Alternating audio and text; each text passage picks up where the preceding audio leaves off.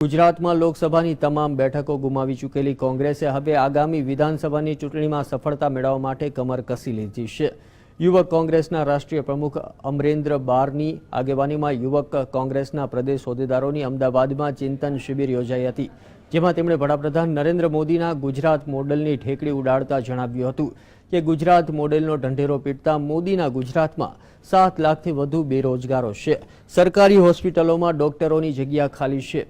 ત્યારે કયા મોઢે ગુજરાત અને દેશની ભાજપ સરકાર ગૌરવ લેશે તેવો સવાલ પણ તેઓએ કર્યો હતો। આ બેઠકમાં ભાજપ સરકારની પોલ ખોલવા માટે કોંગ્રેસ પક્ષ દ્વારા જમીન સંપાદન બિલ મુદ્દે જન આંદોલન શરૂ કરવાની વાત પણ તેમણે કરી હતી। જો કે વર્ષ 2017માં યોજાનારી વિધાનસભાની ચૂંટણી પહેલા સ્થાનિક સ્વરાજની યોજાનારી સેમીફાઇનલમાં કોંગ્રેસ સત્તા મેળવી શકશે કે કેમ તે પણ એક સવાલ છે। लेकिन हम जिस तरीके से इन्होंने देश के लोगों को मूर्ख बनाया कि भाई भाजपा लाओ तो 15 लाख रुपया देंगे, एक चाय वाला प्रधानमंत्री की कुर्सी पर बैठेगा तो आम जनता की बात करेगा, किसान को मूर्ख बनाया, धारा 370 की बात की, उसी तरीके से ये आज मिस्ड कॉल वाली बात करके देश